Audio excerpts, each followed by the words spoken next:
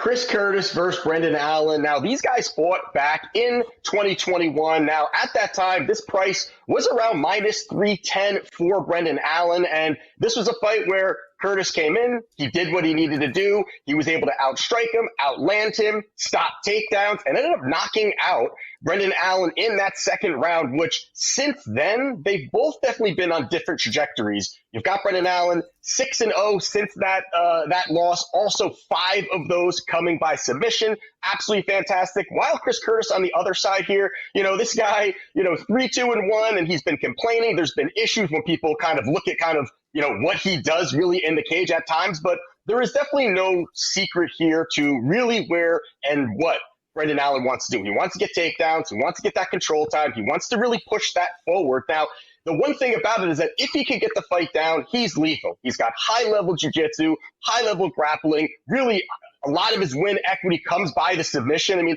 a lot of great things. The issue really here is that can he take Chris Curtis down? Chris Curtis has probably the best takedown defense in the entire division, 92% takedown defense.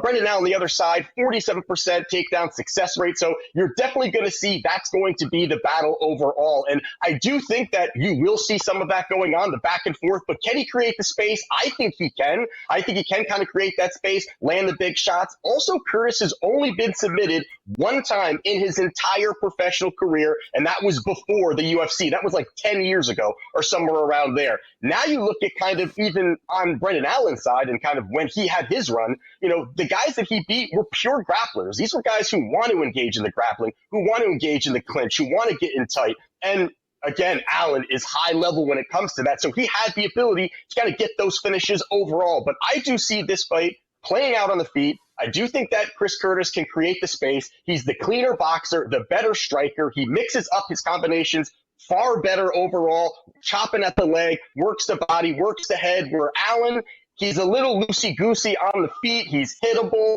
And I really think this is a spot where Chris Curtis can find the success here. I think the price is good. And lastly, the only 2 losses that Brendan Allen has is in the UFC is against Chris Curtis and Chris Curtis's best friend, Sean Strickland. So maybe there's something there. Who knows? But I do like the plus money at plus 170 for Chris Curtis here. But, man, 10 straight winning weeks in combat sport. That is outstanding. Up 33 units this year alone. You're picking dogs. You're picking favorites. It never ends. We got a great promo up for you guys, and I really, really think you should take advantage of it. Get 1 year of Kyle Anthony for $599. And yes, he will do a cameo video for your wife as a bonus if required. So $599 for 1 year of Kyle Anthony.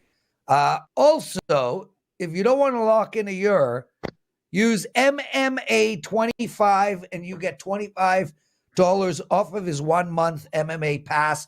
That does not include a cameo video for your wife. That only comes with the 1 year special. Kyle, have I missed anything? No, I think we're all good here. I got pack up right now, have some plus money, going to be adding to it. So even my ROI is in the 23%. I mean, we're finding a ton of value in each spot every single weekend. And I always say it, it doesn't have to be the big cards. It doesn't have to be those. We have been running through. It's been March Madness in a great way for us over here on the UFC side. So MMA's been treating us good, and we're going to keep it going.